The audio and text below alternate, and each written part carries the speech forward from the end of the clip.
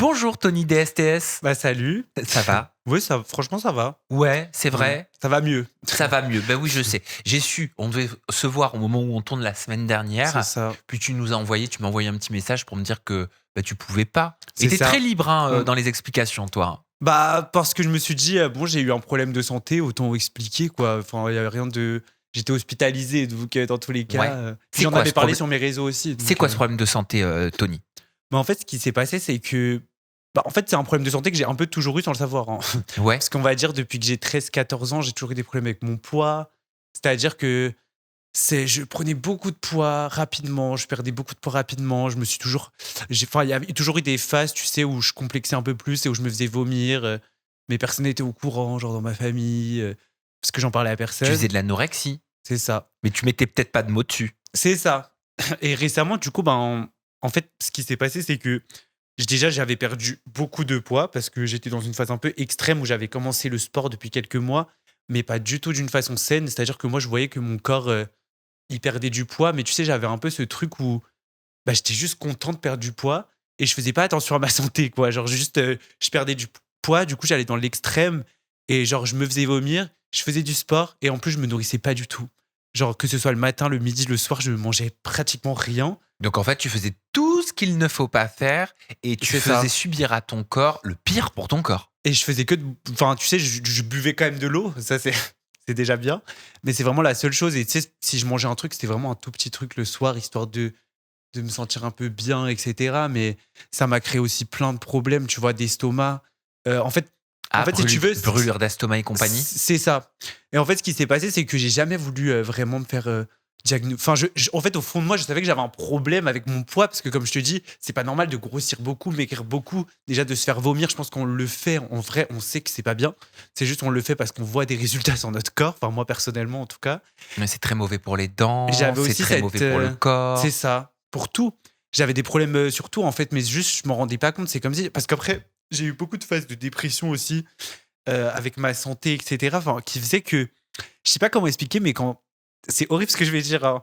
Mais genre, quand j'étais dans mes phases de dépression et tout, et qu'en même temps, du coup, j'avais ces problèmes de santé-là, j'étais en mode, au pire, même si j'abîme mon corps, même si j'ai un problème, c'est pas grave, au moins ça me fera mourir plus vite. Oh non, mais le corps, on en a qu'un. Je sais, bien sûr, mais genre, quand t'es dépressif et que t'as plus envie de vivre, en soi, tu te dis, même si demain t'as une maladie, t'as un problème, c'est pas grave. Donc il y avait plus rien qui comptait dans ta tête parce que t'étais Non. dans une phase de destruction. Non, plus du tout. Ouais, en fait, je sais pas, j'ai aimé me faire du mal, je pense. C'était de l'autodestruction. Je pense, ouais. Ok. Et c'est pour ça que t'as été hospitalisé? Non. Alors en fait, justement, ça a pris énormément de temps parce que du coup, je pense que ma phase de dépression et en plus combinée à toutes mes TCA, etc., ça a vraiment duré pendant 2 ans.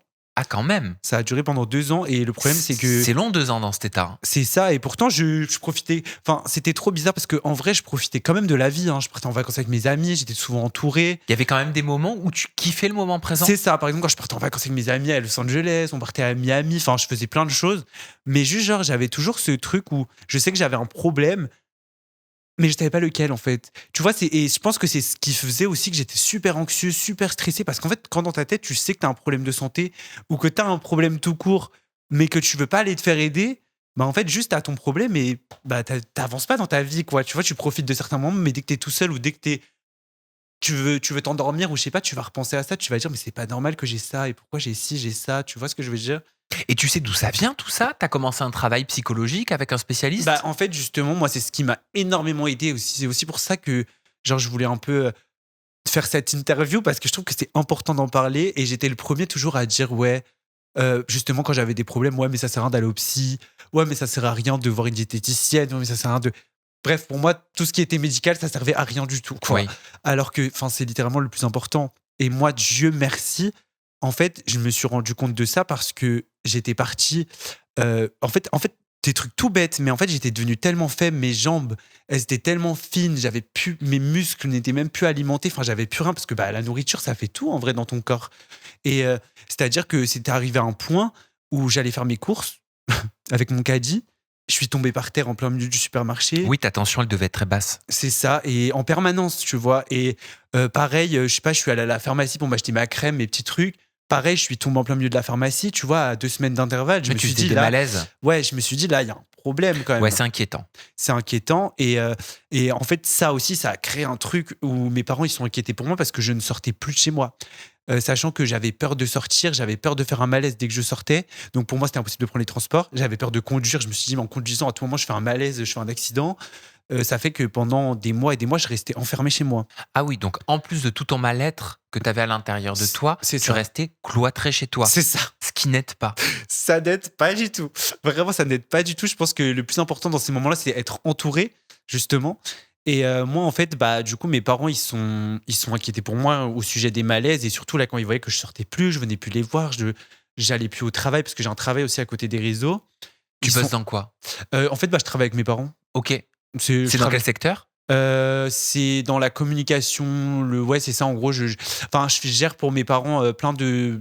Enfin, les réseaux sociaux, en fait, de leur entreprise. D'accord. Et plus pour d'autres personnes aussi à côté. Donc, Et quand on était tout à l'heure dans les loges, tu m'as dit non mais il y en a plein qui vont être choqués parce qu'il y en a plein qui m'auront pas vu comme ça, j'ai perdu 30 kilos. En fait, c'est parce que je sais que quand je passe dans les pourtois des personnes qui me suivaient quand ils avaient 15 ans, 16 ans, donc je me sens vieux quand je dis ça, mais genre. Bah t'as qui- 26, arrête. Oui, mais genre, il y a des gens, tu vois, ils me suivaient quand ils avaient 15 ans, quoi. Et genre, ils me voyaient, tu sais, avec mes grosses joues. Genre, je leur disais tout le temps que j'étais complexé par mes grosses joues, etc. Même mon corps, tu vois, en vrai, j'avais un corps normal. T'étais gros? En vrai, oui, j'étais quand même un peu en surpoids, mais c'était pas inquiétant pour ma santé. C'était juste physiquement. Je me disais que j'avais envie de perdre du poids, mais en vrai, j'étais en bonne santé. C'était l'époque où tu faisais les vidéos people américaines, etc. C'est ça, quand j'ai commencé à parler de Charlie D'Amelio à l'époque, de tout ça. Comment t'as commencé? T'avais quel âge quand t'as commencé? J'avais. En fait, moi, mon parcours sur les réseaux, il est tellement long.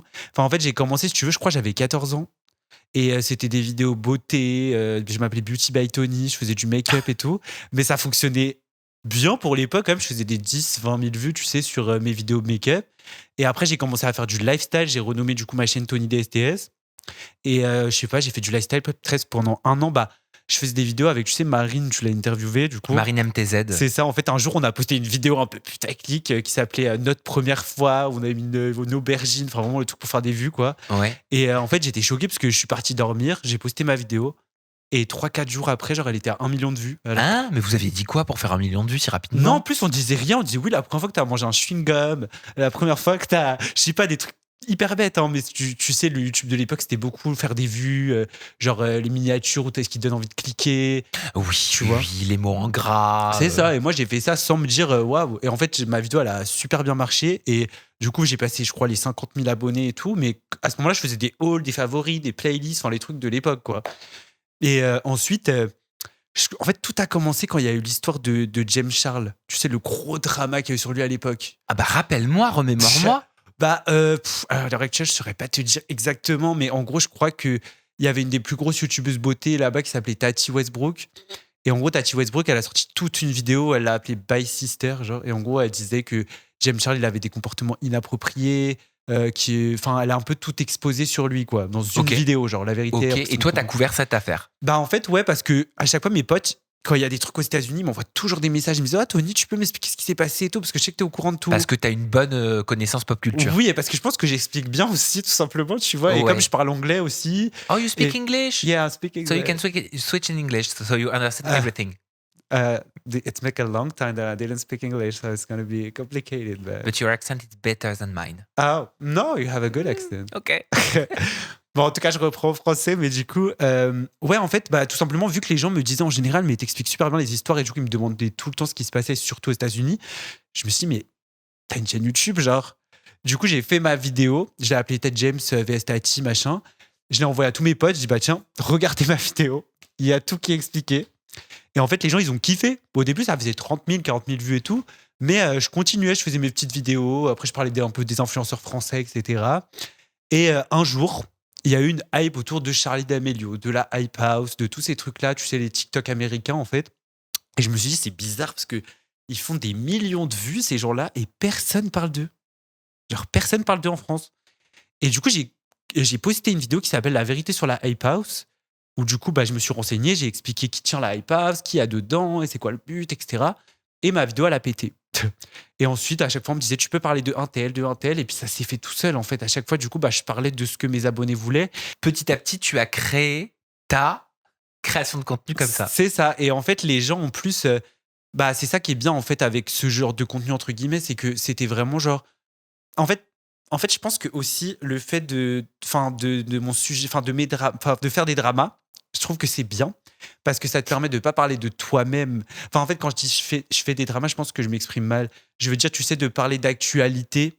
Moi, ça Oui. m'a toujours permis de pas parler de moi-même, justement, et de pas me remettre en question moi. Parce que je sais que les créateurs de contenu, en général, mes amis, etc., je sais que c'est un truc où, genre, dès qu'ils vont avoir des statistiques un peu plus basses, ou dès que ils vont parler d'un truc et ça va moins marcher, ils vont se dire ah c'est bizarre et ils vont remettre leur personne en question des fois, ou ils vont se dire ah peut-être que j'ai mal fait ci ça, mais sur leur Oui, personne. c'est-à-dire qu'ils vont avoir un jugement de valeur sur leur propre personne. Voilà. Mais pourquoi? Parce qu'ils vendent leur vie. C'est ça. Alors que moi, vu que j'avais pas ce truc-là, ça me permet. Genre, je savais que, tu vois, si je faisais une vidéo qui intéressait un peu moins ou qui intéressait un peu plus, c'était par rapport au sujet que je faisais, tout simplement, et pas forcément à ma personne ou à moi, tu vois.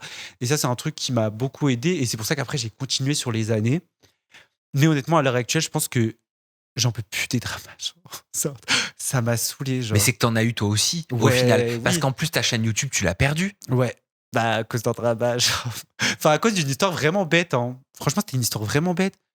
En gros, si tu veux, ça pour t'expliquer comment j'ai perdu accès à ma chaîne YouTube, parce que c'est vrai que du coup, j'ai arrêté YouTube du jour au lendemain. J'ai jamais expliqué à mes abonnés pourquoi. Et en fait, c'est tout simplement parce que à l'époque, j'ai voulu faire un concept. Donc, c'était un concept un peu comme toi, hein. Enfin, c'est un peu dans le même délire, tu vois, où genre, j'invite des gens et qu'on parle d'actu. Mais c'était que avec mes amis, tu vois, genre un Oui. truc canapé chill. Ouais. Et en gros, Sympa. ouais, en vrai, c'était sympa. Et du coup, bah, j'avais invité Provence, Anissa et Hamza. C'était 3 amis à moi. On s'est posé sur mon canapé chez moi, homemade. Et on a fait une vidéo. En gros, on donnait nos avis chaque semaine sur les dramas de la semaine. Et du coup, on avait donné notre avis sur Miel. Mais encore une fois, c'était à l'époque. Elle avait quoi? Elle avait 14, 15 ans, tu vois. Ah, c'était l'époque où elle était Ouais, avec ouais. Ethan Berebi. Voilà. Ou la hype, le bad buzz, c'était elle a 15 ans, il en a 20. Oui, voilà, le bad buzz déjà était basé sur ça. Et en plus de ça, Miel, bah, à cette époque-là, elle était petite. Je pense qu'on l'avait pas briefée sur les réseaux et qu'elle postait un peu tout ce qui lui passait par la tête sans Ou réfléchir. mal briefé. Oui, tout simplement. Et nous, ça nous avait juste choqué de voir une petite de 15 ans parce qu'elle faisait, qui parlait de ce genre de truc. Genre à l'époque, elle avait 15 ans et elle disait ouais, j'aurais parlé de dealer en disant ouais, mon dealer il est toujours pas arrivé. Enfin des trucs. Je vais pas déformer ce qu'elle a dit, mais en tout cas, elle parlait de, tu vois, de dealer, donc de consommation de à 15 ans. En gros, c'était du rage bait avant l'heure. Voilà. Aujourd'hui, Et on appelle ça du rage bait. oui, C'est quand tu vas dire des choses, tu vas faire des choses qui sont pas forcément vraies, mais uniquement pour provoquer. après ça, on peut pas savoir. Tu vois, hein. comme aujourd'hui, par exemple, tu as beaucoup d'influenceuses. C'est celles qui sont sur les plateformes intimes. J'ai remarqué, et même influenceurs qui sont sur les. Ça vient souvent des plateformes intimes. Tu sais, ils vont poster des trucs, ils vont te faire des faux calculs. Genre, si tu veux t'acheter une Lamborghini, tu peux gagner ça. Mais en fait, le calcul n'est pas ça. Comme ça, tout le monde t'insulte dans les commentaires et te dit, mais t'es bête, mais t'es teubé, c'est pas ça, tu sais pas compter. Alors que c'est voulu. Ouais, je vois ce que tu veux dire. Après, moi, je sais pas parce que du coup, elle parlait de ça en mode comme si elle consommait de la drogue à son âge. Tu vois, après, encore une fois, on sait pas si c'est vrai ou non. Mais juste, et ça, et aussi, elle mettait en avant du coup sa relation avec Ethan qui était plus vieux qu'elle. Et nous, on a juste parlé de ça en mode, on a donné nos avis, quoi, comme tout le monde le fait sur les réseaux, et on a juste dit en mode. Bon, après, c'est vrai que Anissa, dans elle était un peu crue dans ses paroles. Je saurais pas dire exactement ce qu'elle a dit, mais je pense qu'elle a du mal des fois à s'exprimer. Mais en gros, ce qu'on a dit globalement, c'est juste que ça nous choque de voir une petite de 15 ans parler de drogue et de dealer, et juste que ça nous choque de voir une petite de 15 ans être en couple avec un mec de 20 ans, le mettre en avant. Juste, on avait l'impression que ça normalisait tout ça, alors qu'il n'y avait pas. Enfin, il n'y a aucun besoin de normaliser ce genre de choses à cet âge-là, ou même à 20 ans. Même à 20 ans, même à mon âge, à 26 ans, je vais jamais parler de trucs comme ça. Enfin, je sais pas, genre. Je sais pas si tu vois ce que je veux dire. Genre, pour moi, t'as pas à mettre en avant ni la drogue, ni de parler de ton dealer sur les réseaux, genre. Tu trouvais que ça n'avait pas sa place et t'étais tout Non. simplement indigné. Oui, et puis surtout à son jeune âge. Et donc, ce qui s'est passé, c'est que du coup, j'ai posté cette vidéo-là. La vidéo a super bien marché, parce que je crois que je sais plus combien de vues elle avait fait, mais elle avait super bien marché. Et j'étais trop content, parce qu'en vrai, mes vidéos de base, tu vois, c'est logique. Tu t'en fiches un peu des statistiques, mais là, quand tu lances un nouveau projet, un nouveau concept, tu vas regarder un peu plus ses stats. Et j'étais content, parce qu'elle avait bien marché.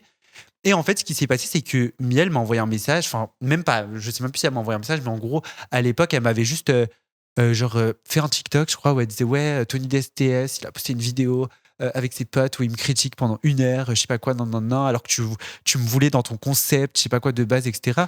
Enfin, oui, j'ai contacté plein d'influenceurs, oui, je te voulais dans mon concept comme j'en voulais d'autres. Enfin, j'ai envoyé, je sais pas, une trentaine de messages aux gens que j'apprécie sur les réseaux. de base, parce que j'avais rien contre elle de base. Encore une fois, comme je dis, je l'avais même invitée dans mon concept. Et c'est juste que, du coup, elle avait fait un TikTok comme ça. Donc moi, je lui ai répondu. Et en fait, ça lui a pas plu. Je pense que les gens soient de mon côté, parce qu'au final, dans les commentaires, tout le monde me défendait. Et en fait, elle a fait liquer mon numéro dans sa story Instagram. Je m'en souviens, je crois. Non, mais je crois elle m'en avait pas parlé Ah, je sais plus. en interview. Ou Je- c'était Provence qui m'en avait parlé. C'est possible, hein, l'une des deux. De toute façon, les deux étaient concernés dans l'histoire. Ça me parle. Mais dans tous les cas, même à l'heure actuelle, je lui en veux pas. Mais le seul truc, c'est que moi, ça m'a mis dans des problèmes jusqu'à l'heure d'aujourd'hui, genre. Mais pourquoi? Parce que du coup, bah, tu sais, c'est compliqué avec les opérateurs téléphoniques et tout. Et moi, en fait, j'ai changé de numéro, du coup, quand il y a eu l'histoire. Ah mais oui. Attends, Et- c'était en 2022. Hein. Ouais. Et en fait, moi, comme je t'ai dit, j'ai eu plein de problèmes de santé, problèmes de dépression, de trucs, nan. Ça veut dire pendant peut-être 1 an, je calculais plus du tout ma chaîne YouTube. Et en fait, c'est au moment où j'ai voulu me reconnecter que là, on m'a dit, bah, ils font un code qui est envoyé à ton ancien numéro, genre. Et du coup, bah, j'ai tout essayé, ça fonctionne pas. Ensuite, il faut contacter Google, contacter machin, sauf que eux, ils te disent qu'il faut être sur le même réseau Wi-Fi où tu te connectais de base. Après, ils disent qu'il faut être sur le même ordinateur où tu te connectais de base, sauf que j'ai plus le même ordinateur, j'ai plus le même réseau Wi-Fi vu que j'ai déménagé. Et t'as plus le même numéro parce que t'as Voilà, changé, parce donc, qu'on t'a fait fuiter. C'est ça. Et en fait, j'ai essayé de contacter YouTube plein de fois par rapport à ça, même sur Twitter, sur leur support, leur truc. Et je n'arrive pas à rien faire. Même Orange, je les avais je sais pas si je peux dire Orange. Oui. Ok. Enfin, j'ai contacté du coup Orange pour leur demander et tout si c'était possible de récupérer même mon ancien numéro de téléphone. Ils m'ont dit que non. Enfin, il y a rien qui va. Même j'ai appelé plusieurs fois, mais il a toujours pas été attribué, tu vois, parce que je me suis dit peut-être la personne si elle reçoit le SMS, elle me donne juste le code, c'est réglé, tu vois. Mais j'arrive même pas à avoir, enfin, Et tu te faisais harceler sur ce numéro de téléphone qui avait été dévoilé? ouais, sur WhatsApp surtout, genre j'avais jamais reçu autant de messages. Genre, je sais pas, j'ai reçu une centaine de messages. Genre. Mais je me faisais pas. En fait, c'est bizarre, mais ça a prouvé que sa communauté, c'était vraiment des enfants et que j'avais raison. Parce qu'au final, tous les messages que je recevais, c'était Miel, je t'aime, ma star, tu es la plus belle et tout. Genre, ils regardaient même pas le pseudo ou tu vois la photo de profil sur WhatsApp. Genre, ça veut dire, genre, pour moi, c'est vraiment que ça se voyait que c'était que des enfants. Je sais pas si tu vois ce que je veux dire, des petits, genre, qui avaient, je sais pas, 12 ans, 13 ans. Et toi, t'avais la certitude que cette fuite de ton numéro de téléphone, elle venait de Miel? Ah, mais c'est pas que j'ai la certitude, c'est qu'elle l'a mis elle-même dans sa story. Ah ok. Ah oui. Ah oui, elle a marqué pour me contacter sur mes dramas ou pour en savoir plus sur mes dramas, contacter ce numéro. Et elle avait mis mon numéro. Donc genre. c'était une vengeance. Bon, trop. Est-ce que tu lui en veux aujourd'hui? Ah non. Elle a pris en maturité, elle a même sorti une application qui s'appelle Link. Mais je pense qu'elle s'en veut pour ce qu'elle a fait. Hein. Je pense qu'à l'heure actuelle, elle sait très bien que. Bah après, je pense que c'est pas non plus que ça m'a impacté autant dans mon travail et dans ma vie professionnelle aussi. Mais sinon, genre sur ce qui s'est passé, je lui en veux pas. C'était une petite, elle avait 15 ans. Comme j'ai dit, je pense qu'elle était pas consciente de ce qu'elle postait. Et même moi, à 15 ans, j'aurais pu poster un truc comme ça en étant irréfléchi, genre. Surtout que moi, je suis vraiment le genre de personne qui va réfléchir après avoir agi, genre. Tu vois ce que je veux dire? Donc, ça veut dire que j'aurais pu grave agir en faisant un truc comme ça. Et... Donc en vrai, je lui en veux pas du tout. Aujourd'hui, qu'est-ce que tu penses de son évolution? C'est vrai que son sujet de prédilection, son combat, c'est la santé mentale, hein, sur le digital, sur le numérique, sur les réseaux sociaux. Elle a monté cette application Link. Est-ce que tu aurais pensé à l'époque qu'elle puisse être à la tête d'une application de santé mentale? Bah franchement non pour le coup. Mais je trouve que justement c'est beau à voir quoi, parce que du coup elle a bien évolué dans le bon sens et je trouve qu'elle influence du coup les gens dans le bon maintenant à l'heure actuelle. Et non, moi je trouve que son évolution elle est cool. En plus je crois qu'elle travaille, enfin j'ai l'impression qu'elle travaille avec ses parents, qu'elle est beaucoup entourée avec eux. C'est ça, je trouve ça beau à voir aussi. Parce que moi c'est pareil, je travaille aussi avec mon père et je trouve que c'est trop bien genre d'avoir une bonne relation avec ses parents et surtout avec son père, etc. Non, en vrai, je trouve qu'elle a une bonne évolution et comme je dis, voilà, c'est des choses qu'elle a fait quand elle était jeune et je pense qu'elle-même elle regrette. Je pense qu'elle-même à l'heure actuelle, elle a l'air d'être heureuse dans sa vie, qu'elle aime ce qu'elle fait, donc c'est le principal. Concernant ton orientation, Tony, tu as déclaré récemment, bah, j'ai assumé que très récemment, mon orientation, c'est-à-dire à 26 ans, et tu as 26 ans. Donc c'est très très très récent. Bah en fait, je sais pas comment expliquer, mais tu sais quand t'es gay, tout ça, que t'aimes les garçons, genre, et surtout quand t'es un garçon qui est un peu efféminé, qui aime le make-up, tu vois. Moi je me suis toujours dit en vrai, il n'y a pas besoin de le dire. Tu vois ce que je veux dire? Enfin, ça se voit quoi. Genre, Tu voulais que ce soit un non-sujet. Voilà. Après, heureusement, à l'heure actuelle, tous les gays ne sont pas non plus tous efféminés, ne se maquillent pas tous. Enfin, on a tous comment dire, on a tous notre personnalité, on a tous des choses qu'on aime pas dans la vie. Donc, ça veut dire oui, ça peut pas être non plus évident parce que même moi, j'ai déjà rencontré des gens qui étaient très efféminés, qui aimaient le make-up et pourtant qui aimaient les femmes. Enfin, ça veut absolument rien dire. Donc, c'est vrai que je me suis dit bon, au bout d'un moment, il faut peut-être mettre des mots sur ce que t'es, tout simplement. Et ma mère, j'ai jamais eu de problème. Ma mère, elle le sait depuis que j'ai 15 ans. Après, ma mère, elle est malade, etc. Donc, c'est un peu compliqué. Enfin, ma mère, elle peut pas parler.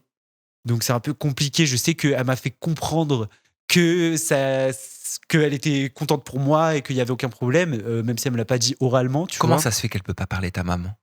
C'est très compliqué. En gros, en fait, quand j'avais 15 ans, justement, quand j'avais non, donc je te dis n'importe quoi là, par contre.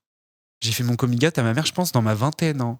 Ouais. Pas du tout quand j'avais 15 ans, mais c'est juste que c'est une maman et que ma mère l'a toujours su, en vrai. Oui, c'est ça. Elle devait s'en douter. Elle avait des paroles un peu dures, des fois, quand j'étais plus petit, genre, elle me disait, ouais, genre, attends que j'ai bu 1 ou 2 verres de vin avant de me dire, genre, elle avait compris, elle me disait en mode avant de me l'annoncer, attends que. Voilà. Mais sinon, genre, en gros, ce qui s'est passé, c'est que quand j'avais 15 ans, je crois, en gros, je suis parti en vacances avec mon père, parce que chaque année, je partais avec mon père, je le voyais 1 fois par an, tu vois. Et en gros, on est parti, genre, au Panama. Et pendant qu'on était au Panama et tout, je vois mon père qui est un cœur de pierre, tu le vois jamais pleurer, c'est le bonhomme, tu vois. Il arrive comme ça dans la chambre en pleurs et tout. Qu'est-ce qui se passe? Et moi, il faut savoir que ma mère, c'était toute ma vie. Genre, même, je faisais des cauchemars où ma mère, elle mourait. Genre, jusqu'à mes 12 ans, je dormais avec ma mère. Genre, c'est une relation de fou que j'avais avec ma mère, tu vois. Genre, je racontais toute ma vie. Enfin, bref. Et en gros, genre, du coup, il arrive dans la chambre et tout, il me dit, ouais, ta mère, elle a fait un AVC. Ouh là là là là. Elle est à l'hôpital. Et en plus, il me dit, ouais, du coup, on doit rentrer d'urgence. Moi, je pète un plomb. Je deviens fou, tu vois. Et du coup, on rentre d'urgence le lendemain, etc. Et en fait, arrivé à l'hôpital, déjà, les médecins, ils nous regardent droit dans les yeux, ils nous disent, en fait, votre mère, elle est entre la vie et la mort. Et on pense plus qu'elle va être penchée du côté de la mort et qu'elle va jamais se réveiller, quoi. En gros. Horrible. C'est ça. Donc moi, j'étais avec mes frères, on essayait tous de se réconforter, on faisait des prières. Pourtant, de base, je suis pas croyant, etc. Ouais. Mais même là, dans ce truc-là, je le faisais, tu vois. Et en fait, ma mère, elle s'est réveillée. Dieu merci déjà, parce qu'il nous avait dit que ça allait pas être le cas. Et en fait, elle a eu des séquelles, du coup, parce qu'elle a fait un AVC je crois, il nous avait dit de stade 9 ou 10, enfin, des plus forts, tu vois. Et du coup, elle a un côté du cerveau qui a été vraiment endommagé. Ça veut dire que elle peut plus parler. Elle a perdu la parole. C'est trop bizarre. En fait, ma mère, elle parle comme un bébé. Je sais pas comment t'expliquer. Genre, quand elle parle, elle va dire des mots genre au revoir, juste des mots, tu vois, comme un bébé, quoi, en gros. Et du coup, ça, elle a perdu l'usage de son bras gauche. Donc, son bras gauche, il fonctionne plus du tout. Il est vraiment comme ça, quoi. Et avec le temps aussi, sa jambe, elle s'est un peu empirée, etc. Mais ouais, c'est tout ce côté-là de son corps, il me semble, du coup. Et du coup, moi, en grandissant, ma mère, je l'aime trop et je l'aime toujours à l'heure actuelle et tout, mais c'était un peu compliqué parce que, tu sais, genre, en mode, quand t'as une bonne nouvelle, quand t'as un truc de ouf et tout, je suis trop content d'appeler ma mère, mais des fois, tu vois, c'est compliqué d'avoir une discussion avec quelqu'un qui peut pas parler au téléphone. C'est pour ça que ma mère, j'étais toujours de l'appeler en vidéo, tu vois, comme ça, genre, je lui montre les choses, c'est plus simple. Oui, puis tu la connais, tu vois dans ses yeux ses réactions. Exactement. Mais du coup, donc 5 ans après, je pense, j'ai fait officiellement mon coming out à ma mère, du coup.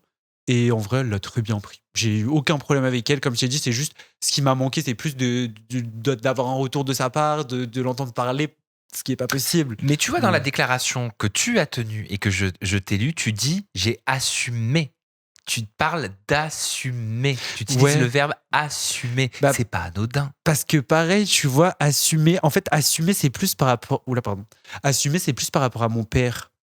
Parce que mon père, comme je te dis, pour moi, c'est toujours. En fait, je sais pas comment expliquer mon père. Pour moi, c'est l'homme capable, l'homme mâle alpha, tu vois, qui aime trop les femmes.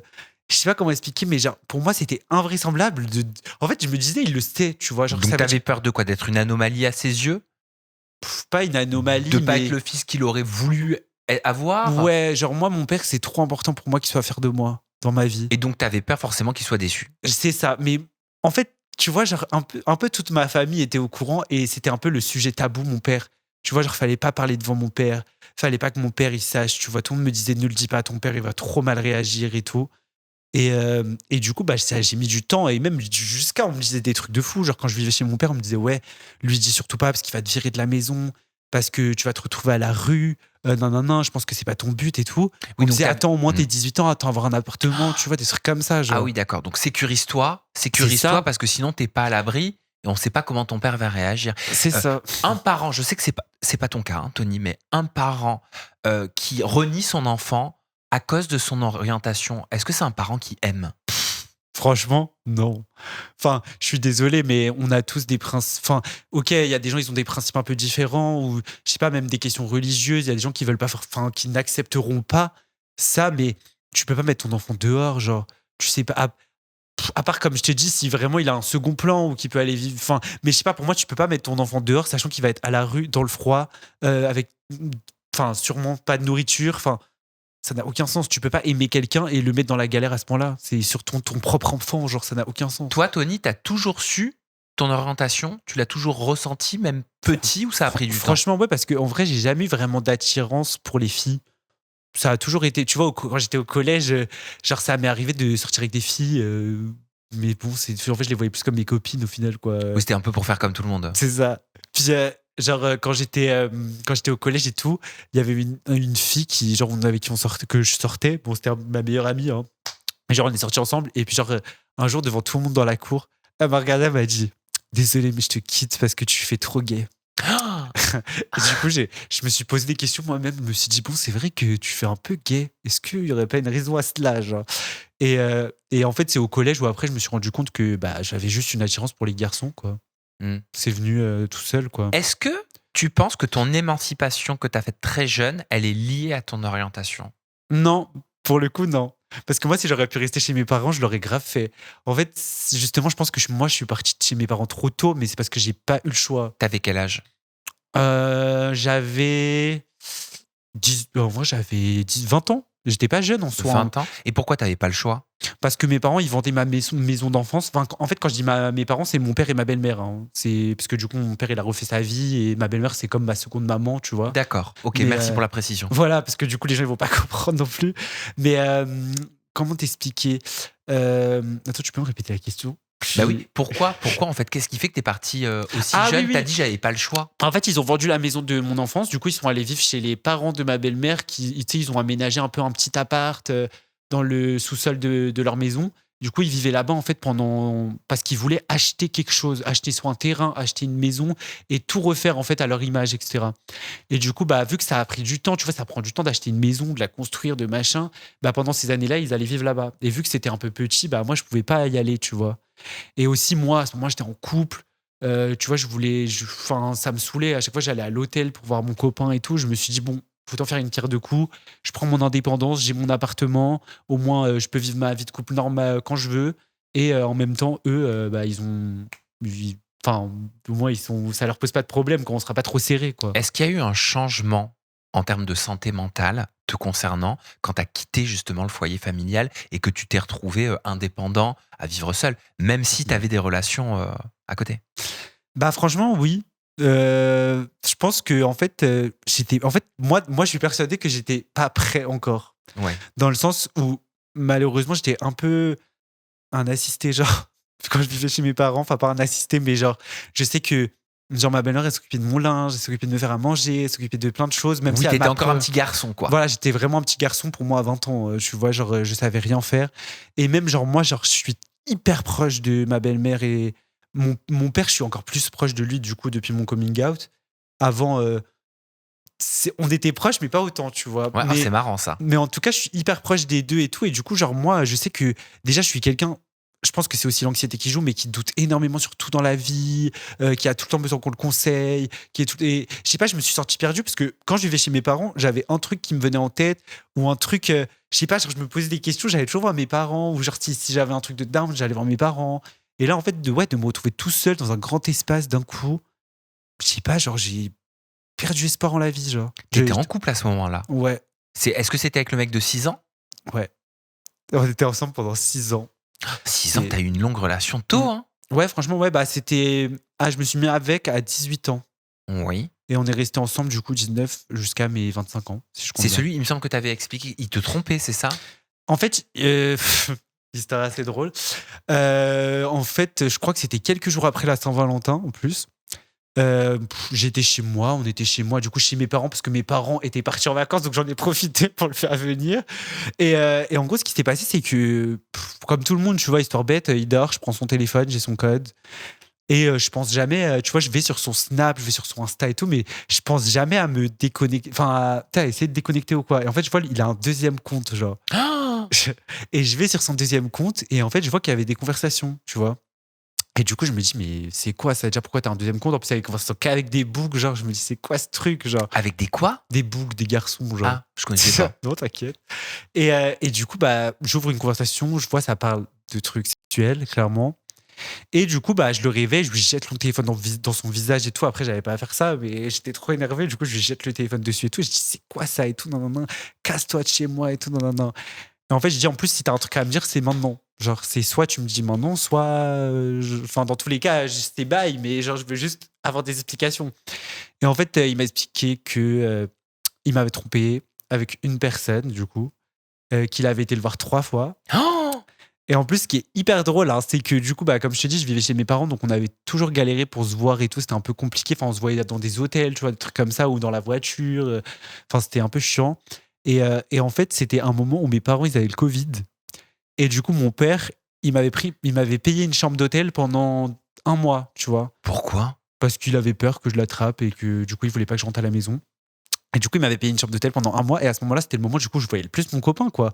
Genre, on était tout le temps ensemble. Il venait me voir et tout. Et en fait, du coup, en apprenant ça, j'ai appris qu'il venait me voir à l'hôtel. Il passait du temps avec moi. Il faisait des trucs avec moi. Et il partait. Et en fait, il allait faire des trucs avec un autre boug. Et après, il revenait à l'hôtel me voir. Tu vois, des trucs comme ça. Ok. En toute impunité. Alors que, encore une fois, ça faisait quand même 6 ans qu'on était ensemble. On T'as avait pardonné? ça a pris 4 mois pour moi à m'en remettre déjà. Enfin, pas à m'en remettre, mais juste je sais pas, j'avais besoin de temps pour moi.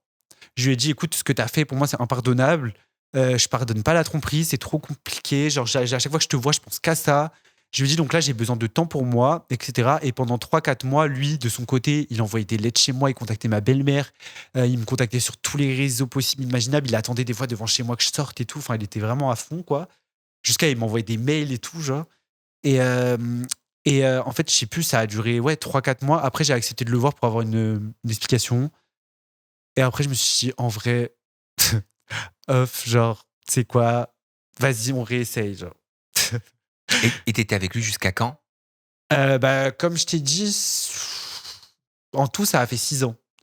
Donc, en gros, j'étais avec. Mais après, en fait, notre relation à la fin, elle devenait super bizarre. Genre, on savait même plus si on était ensemble.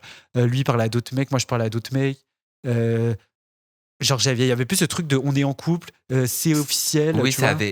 ça avait cassé une forme d'officialisation de votre Ouais. couple, une sorte d'équilibre. Ouais, c'est ça. Et du coup, juste après, on s'est éloigné avec le temps. Et ensuite, lui, il a fait sa petite vie. Moi, j'ai fait ma petite vie. On n'a jamais, dis-toi, eu une discussion, genre. Et donc vous vous êtes séparés presque naturellement. C'est ça, en fait, ça s'est fait naturellement. Genre, lui, il a sur ses projets pro. Moi aussi. Moi, j'ai fait ma vie. J'ai déménagé. Enfin. Et t'as pu rencontrer quelqu'un d'autre?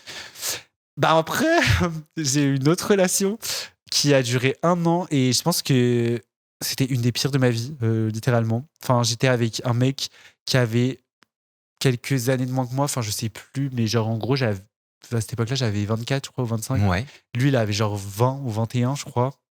Et il était encore dans les études. Et en fait, ce mec, genre, il était grave un peu religieux, genre avec des parents hyper stricts, genre en mode sa mère, elle donnait des cours de religion carrément et tout, tu vois. Et du coup, ce garçon, en fait, c'est comme si, genre, moi, je l'avais aidé à À s'émanciper. à s'émanciper et à être lui-même, en fait, tu Oui. vois. Et mais le problème, c'est que moi, de l'autre côté, j'ai l'impression qu'il avait grave éteint toute ma lumière, genre. En mode, c'est comme ça, en fait, il m'avait pris ma lumière. Tu vois l'expression? C'était vraiment ça. En mode, il devenait plus drôle qu'avant. Il s'habillait bien. Enfin, il faisait attention à son style. Il faisait attention à lui. C'est des suceurs d'énergie. Ouais, exactement. Et moi, je devenais genre dépressif. J'aimais plus rien dans la vie. Même mon ouverture d'esprit, je devenais un monstre. Mais quand je te dis un monstre, c'est que lui, tout le contraire. J'étais devenu hyper ouvert d'esprit et tout. Mais en fait, moi, il m'avait tellement lobotomisé le cerveau avec ça et avec le fait qu'être gay, c'est pas bien, être féministe, c'est pas bien, se maquiller, c'est pas bien. Il me faisait des phases de malade. Genre, il venait chez moi. Genre, tu vas être choqué. Hein. Il venait chez moi. Il triait mon dressing à ma place. Tout ce qui était rose, il jetait. Tout ce qui était transparent comme ça, par exemple, il aurait jeté. Tout ce qui faisait gay, pour lui, il jetait. Mais il avait un gros problème, mais c'était envers lui en fait. Voilà, qu'il avait un problème, exactement. hein. Tu vois. Genre, mon maquillage, par exemple, il avait pris tout mon vanity, il l'a jeté dans une poubelle dehors. Et pareil, dis-toi, genre, ça allait loin. Jusqu'à, j'avais pas le droit d'acheter une gamelle rose à mon chat, parce que rose, ça fait gay. D'accord. Ah oui, non, mais oui, mais. Non, mais souvent, les personnes qui sont extrêmes comme ça, en lien avec l'orientation, c'est parce que le problème vient d'eux. Ah oui, mais tu vas savoir la suite. Je pense que tu t'y attends pas du tout. Et donc, déjà pendant 1 an, du coup, c'était un peu compliqué parce que du coup, ils voulaient pas se mettre en couple. Donc, ça faisait qu'on avait une relation trop chelou, genre en mode où on mettait aucun mot, il se passait rien de sexuel entre nous, tu vois. Mais c'était vraiment genre en mode crise de jalousie. Genre, par exemple, je voulais présenter quelqu'un, il va me dire, ouais, moi, ça me déplaît que t'es quelqu'un, en fait, j'ai pas envie que t'es quelqu'un. Et du coup, genre, on était dans cette relation où, genre, il avait le droit d'avoir quelqu'un, moi non plus, mais on n'était pas ensemble, genre. Non, mais c'était un gros pervers. Bah, un peu. Et en plus de ça, fallait que je sois à son image. Parce qu'en fait, je sais pas si tu pourras mettre des photos ou quoi, mais j'étais vraiment devenu genre tout le contraire. En fait, moi, je suis quelqu'un, j'adore prendre de. Enfin, j'adore me make-up, là, même si ça se voit pas, mais j'aime bien mettre des vêtements un peu différents, tu vois. J'étais devenu un prof de sport. Genre, je sortais tous les jours, casquette à l'envers, barbe, ensemble de survêt. J'étais habillé que comme ça, genre. Tu t'étais. J'aime pas ce terme par rapport à ce que tu me décris, mais virilisé. Ouais, c'est ça. Alors que lui, c'était tout le contraire. Lui, il commençait à mettre des jeans larges, des petits hauts un peu sympas, tu vois. Mais merde, mais il voulait être toi, en fait. Bah, je sais pas, c'était trop bizarre ce qui se passait. Et tous mes amis, genre, justement, même à cette époque-là, Lucie Larmignot et tout, ils me disaient, mais genre, t'es plus toi-même, genre, t'as plus ta lumière, genre, Tony, le rayon de soleil, celui qui fait rire tout le monde. Genre, j'étais devenu une boring, genre, et même, genre, en fait, où je me suis remis en question aussi, c'est que je commençais à avoir des réflexions bizarres, genre, même quand je voyais un mec, genre, en crop top ou maquillé, j'étais en mode, ah, lui, il est too much. Ah ouais, c'est too much et tout. En fait, il m'avait tellement lobotomisé que je devenais limite homophobe, en fait. Enfin, c'était n'importe quoi, tu vois. Je me suis dit, il y a vraiment un problème. Mais encore une fois, tout ça, tu le réalises que quand t'es plus dans le truc de t'admires la personne, t'es amoureux et blablabla. Genre, quand je suis sorti de ça, je me suis dit, putain, il avait vraiment réussi à me lobotomiser le cerveau au point où j'en suis arrivé là, tu vois. Ah oui, c'était plus qu'une emprise, là. C'est ça, et surtout, bah, du coup, comme je te dis, pendant 1 an, c'était presque une relation où c'était un peu moi qui payais tout, quoi, littéralement. Et à la fin de la relation, moi, j'ai arrêté de parler à ce garçon parce que, je sais pas si je peux en parler, mais parce qu'en vrai, bon, si en vrai, je peux en parler, parce que je m'en fiche, personne ne sait c'est qui, c'est pas quelqu'un qui est sur les réseaux. Mais je vais dire, genre, en gros, tu vois, bah, justement, dans cet extrême-là, il était très fermé sexuellement. C'est pour ça aussi qu'on faisait pratiquement rien. Enfin, rien du tout même. Et ça veut dire qu'il me disait, moi, je suis un bonhomme. Moi, il n'y aura jamais rien qui rentrera dans mes fesses. Oh ouais, bah si c'est comme pour les fringues. Bah, c'est ça. Et du coup, tu vois, il me faisait tout le temps des faces comme ça. Il me disait, ouais, même un doigt. Enfin, bref. Ouais, Et en fait, ce qui s'est passé, c'est que pour moi, du coup, je m'étais dit, bon, bah, il aime pas ce genre de choses, je comprends, voilà. Il y a plein de mecs qui sont comme ça, ils veulent pas qu'on touche à leurs fesses, machin, il y a rien. Bon, genre, il était que actif, quoi. Voilà, et encore, il me faisait croire qu'il faisait rien. Enfin, Ah, voilà. Et ensuite, par la suite, du coup, un jour, je vais sur mon Instagram, mes privés, du coup. Et si tu veux, mes amis, tout le monde était au courant qu'on était ensemble. Je l'emmenais à des événements d'influenceurs. Je l'emmenais même en boîte de nuit avec moi. Enfin, il y avait vraiment aucun problème là-dessus. On s'affichait par contre ensemble, tu vois. Et du coup, je pense qu'il y a une personne qui était au courant qu'on avait une relation spéciale, lui et moi, en fait, qui m'a envoyé une vidéo du coup du mec dont je te parle, avec qui j'étais en relation, en train de se faire sodomiser, quoi. Littéralement, une vidéo de lui en string en train de se faire oh sodomiser, genre. non, mais c'est dingue quand même d'avoir un discours à l'opposé autant de ses actions. Oui, et en fait, tu vois, quand j'ai vu ça, je me suis dit, mais bon, déjà, je me suis dit, pourquoi la personne elle m'envoie ça? Genre, je comprends pas, c'est quoi le but? Et puis qui filmait? Ouais. Et en fait, après, je me suis dit, mais en fait, c'est une dinguerie. Genre, je sais pas comment. Enfin, en fait, sur le moment, j'ai regardé la vidéo, j'y croyais pas. Genre, je sais pas comment t'expliquer. Parce Oui, qu'en fait, oui. il me disait tellement que, justement, que c'était un bonhomme qui veut pas de trucs, enfin, qu'il avait un problème avec ça et tout, genre, que là, le voir en train de faire l'acte en Parce qu'en elle-même, fait, il était, je crois, dans un rôle avec toi. je Il pense- était dans un personnage En fait, il avec était dans toi. le même rôle avec moi qu'il était avec sa famille, je pense. Peut-être. Mais c'est triste. Certainement. Et en l'occurrence, dans ce moment d'incartade, Mhm. on va appeler ça comme ça, il s'est permis d'être quelqu'un d'autre. Ou Bah, lui-même. c'est ça. Ou lui-même. Et en fait, je trouve ça super bête parce que, bah, genre, même si. Bah, après, je comprends aussi parce que tu vois, je me dis. Enfin, des fois, enfin, je sais pas, des fantasmes, tout ce qui est fantasme, tout ce qui est préférence sexuelle et tout, ça regarde personne. Enfin, genre, on a tous, je pense, nos préférences. Bah, ça regarde ton partenaire. Oui, ça regarde quand même mon partenaire, mais lui et moi, comme je t'ai dit, c'était compliqué. On n'était pas vraiment en couple officiel. Donc, en vrai, enfin, mais c'est plus de voir ça, tu vois, ça m'a fait comme un électrochoc et je me suis dit, en fait, le mec me ment sur ce genre de choses. Genre, déjà, je comprenais même pas pourquoi, parce que pourquoi tu veux donner autant une image de viril et de bonhomme devant moi, Tu vois ce que je veux dire? Devant ta mère, devant ton père, sachant que lui, ses parents étaient extrêmement religieux, etc. Je peux comprendre que tu joues un rôle, etc. Mais devant moi, c'est quoi le but? C'est ça, pas avec toi. Il y a aucun but, sachant que je suis une personne, je veux que du bien de toi. Je vais jamais te juger pour ça. Mais en fait, au final, il se donnait grave un rôle. Et du coup, moi, ça m'a dégoûté de lui, en fait. Genre, et par la suite, en fait, j'ai commencé à m'éloigner, à plus lui répondre. En plus, il a déménagé. Et du coup, genre, voilà, ça s'est fait comme ça et on a complètement arrêté. Donc ça, c'était ma deuxième relation. Et ensuite, je suis resté célibataire pendant un petit moment. Et là, du coup, je suis en couple depuis le mois d'août. Mais là, c'est totalement différent pour le coup. Ah là, c'est pas quelqu'un qui dit des choses et qui a des actes différents, non, j'espère. enfin, après, on sait jamais. Hein. On sait jamais sur ce qu'on peut trouver. T'aurais eu des red flags. Oui, et puis même, genre, en soi, j'ai jamais été aussi bien traité dans une relation. Genre, vraiment, j'ai trouvé mon homme capable, genre.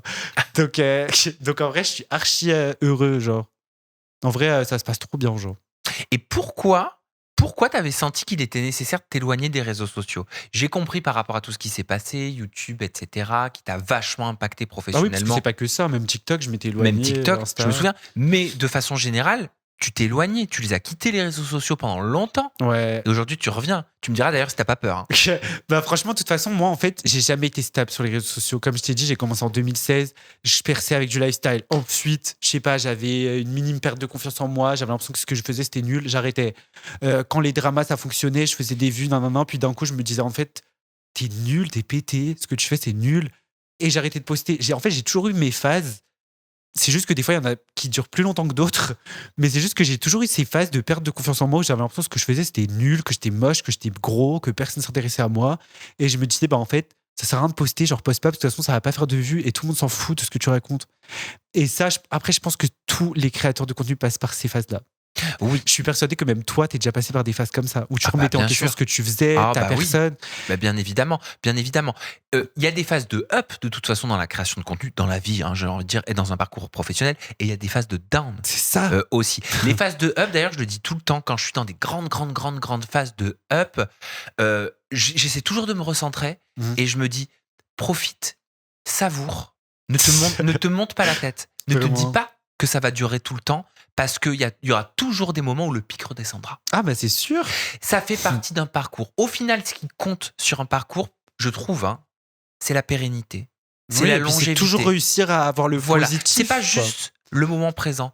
C'est ce que tu vois et c'est ce que tu vois de ton envie et de tes projections professionnelles. C'est ça. Bon, voilà, aujourd'hui, moi, ça fait 11 ans que je fais ça. Oui. Et dans les 11 ans, bah oui, bien sûr qu'il y a eu des moments où ça a grave cartonné, des moments où ça a moins marché, des moments où ça a grave cartonné. Oui, c'est Et- ça. Et puis des moments où les gens ils vont parler pour des trucs bêtes. Des Oui, fois. des moments où voilà, bah je serai la cible, d'autres où on va m'adorer, d'autres où on va m'encenser, d'autres où on va me dégommer. Bah ça fait partie du truc. C'est ça. C'est exactement Mais quand t'es. C'est pas forcément évident à vivre. Hein. Non, c'est compliqué. Bah c'est ça. Moi, en fait, moi, parce qu'en vrai, comme je t'ai dit, j'ai jamais eu vraiment de moment où, comme j'ai dit, j'ai eu des dramas comme tout le monde. Enfin, c'est moi qui les explique. Donc littéralement, je sais ce que ça fait, genre. Mais je sais pas comment t'expliquer, genre en mode. Moi, ça m'a pas vraiment impacté sur ma personne, mais c'est plus que justement, je pense qu'en fait aussi, quand tu parles beaucoup des autres, c'est épuisant mentalement. Et moi, je sais qu'à l'heure actuelle, par exemple, je sais pas comment t'expliquer. Genre, j'aime toujours parler des dramas, mais c'est un truc qui m'a un peu épuisé le cerveau. Genre, en mode, je suis en mode, on s'en fout, genre. Je sais pas si tu vois ce que je veux dire, mais. Bah, tu allez- finis par t'en foutre. Mais Oui. ça intéresse les Oui, gens c'est qui ça, regardent le et même ceux problème. qui critiquent alors qu'ils regardent. C'est Il y ça a un le côté problème. voyeuriste. Oui, bah, c'est les réseaux sociaux, quoi. Tu vois, ce qui marche aujourd'hui, c'est quoi? C'est Snap, c'est devenu limite des téléréalités, tu vois. Bah, bien sûr. Genre, la Queen House, c'est filmer les gens, Nasdaq. Mais bien sûr, TikTok, tu vois ta voisine en C'est train de ça. faire à manger. C'est ça, exactement. Mais pour le coup, moi, c'est jamais un truc qui a été naturel chez moi.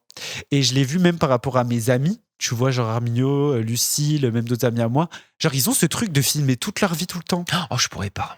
Mais moi, je l'ai jamais eu. Et je pense que c'est pour ça aussi que je me suis jamais vraiment lancé dans le lifestyle de base. Parce que je me disais, mais en fait, t'as rien à montrer, quoi. On s'en fout, tu vois. Mais on nous pousse, hein. Non, mais c'est surtout que pour moi, c'est un talent, en vrai. Genre, on rigole et tout, mais pour moi, c'est un peu un talent de savoir faire en sorte que sa vie, elle soit. Comment on appelle le mot comme ils disent, truquer sa vie, genre. Qu'elle soit romantisée. Voilà, romantiser sa vie. Pour moi, ça, c'est un talent. Parce qu'il y a des gens, ils ont des vies nulles, ils font rien, mais pourtant, t'as l'impression que c'est. Genre, ils arrivent tellement à bien le mettre en avant que t'as l'impression que c'est beau. Elle va juste. Je sais pas, il y a des influences. Par exemple, moi, il y a une influenceuse. En vrai, elle a une vie normale, genre. Enfin, elle a une vie normale comme tout le monde. Genre, Inès BVC, tu vois, c'est une meuf de TikTok. Et par exemple, elle a une vie normale. Genre, en vrai, elle est pas H24 en vacances, en train de faire des trucs et tout comme les autres. Mais juste parce que je trouve qu'elle arrive trop bien à romantiser sa vie sur Snap. Genre, elle va faire sa skincare, elle va prendre toujours super bien des produits en photo en mode Pinterest. Elle va mettre une tenue. Enfin, en fait, voilà, c'est ça, romantiser sa vie. Pour moi, c'est réussir à tout mettre en valeur, réussir à tout. Genre, tu vois, tu vois un truc, tu te dis, ouais, c'est beau, genre, ça t'inspire. Alors En que, fait, à transformer quelque chose de simple. voilà, transformer quelque chose de simple tu te dis, waouh, genre. Voilà. Et ça, Donc, moi, j'ai c'est jamais su le faire. Ouais, donc c'est un talent. Donc ta pensée, elle va à l'encontre de ceux qui disent que, en fait, c'est la facilité. Ah oui, bah. Non, après, tu parles du travail en lui-même. Oui, oui, oui. Il y en a Pour- beaucoup qui disent montrer sa vie, romantiser sa vie, filmer toute sa vie, exposer toute sa vie. Il y en Bah, a en beaucoup fait, qui pensent pas que c'est un talent. pour moi, tout simplement, en gros, t'as vu, j'ai fait beaucoup de travail avant. C'est-à-dire que j'ai fait de la vente, j'ai travaillé. Ouais, j'ai fait de la vente, j'en ai fait pendant longtemps. J'ai même été un mec de chantier, dis-toi. Genre, à un moment, Ah ouais. ouais, pendant 1 an, je travaillais sur les chantiers, je portais des trucs lourds, je me levais à 5 h du matin. Enfin, tu vois, j'ai fait les deux, genre. Et, euh, et c'était mon choix, hein, parce qu'il faut savoir que c'était une époque où je faisais quand même des vues sur TikTok, où je gagnais minimum un SMIC sur TikTok juste en faisant mes vidéos. Si j'aurais voulu, j'aurais pas, tu vois, j'aurais pas travaillé, je serais resté chez moi et j'aurais juste fait mes vidéos. Mais j'avais ce besoin de voir des humains, ce besoin de bouger, de sortir de chez moi, etc.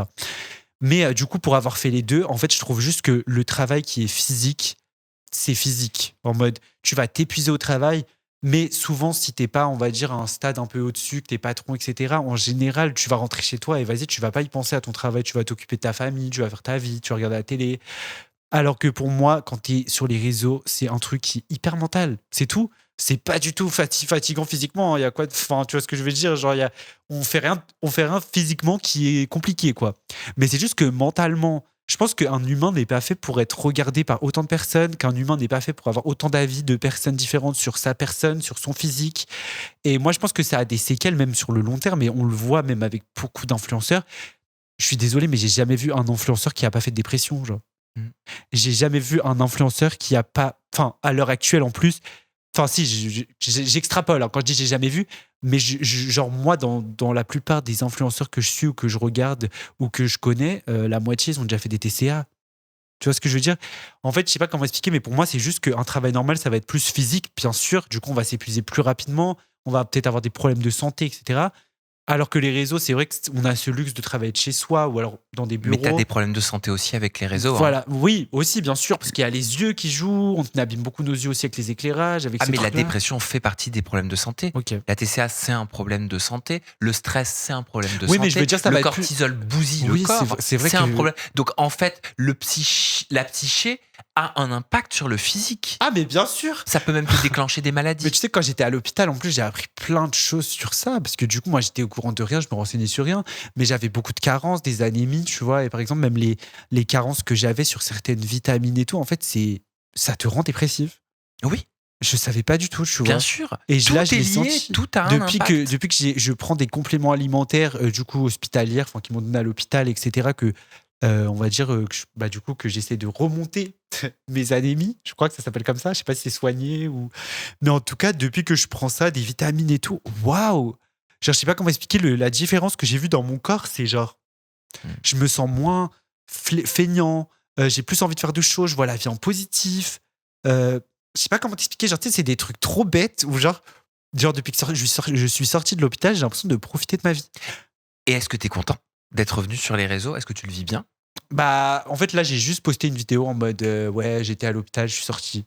Mais par la suite, moi, justement, j'aimerais bien, en plus des vidéos actu, faire un peu du contenu sur moi aussi. Parce qu'en vrai, avant l'hôpital, c'est ce que j'avais commencé à faire. J'étais un peu retourné aux sources.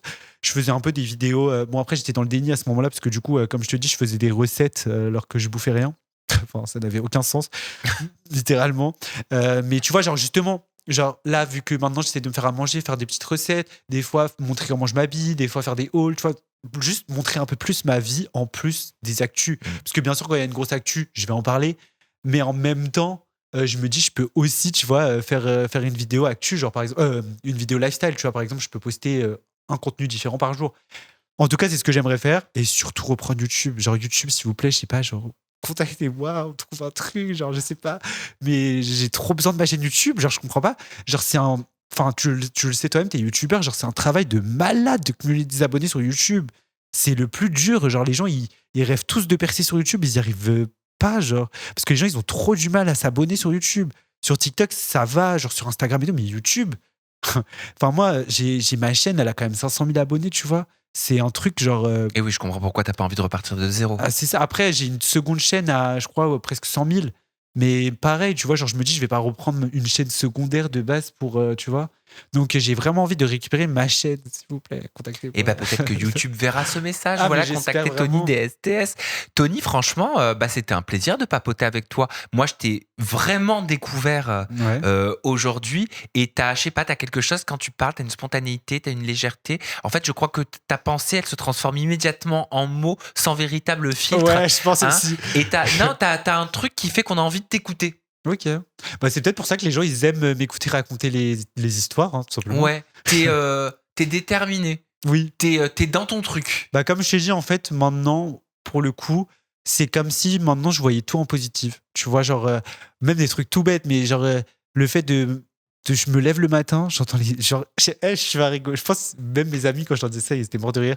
Mais tu sais, genre, je me réveillais le matin et j'entendais les oiseaux chanter. Et je me disais, mais waouh, c'est trop beau à entendre. Genre. Mais t'as raison, Alors qu'avant, tu vois, quand j'étais dans mes phases de dépression et tout, genre, j'aurais été là, putain, il faut chier ces oiseaux de merde à me réveiller.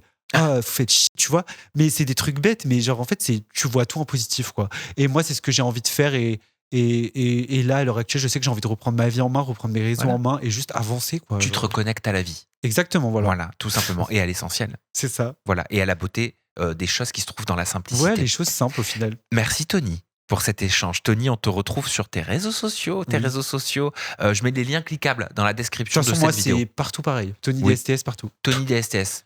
TikTok, Voilà. Snap, Insta, partout. Tony, merci.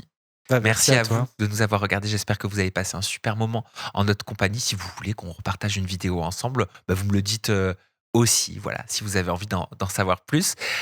On se retrouve bientôt avec une nouvelle personnalité des réseaux, toujours des confidences en toute intimité. Vous prenez bien soin de vous et des gens que vous aimez. Bye bye.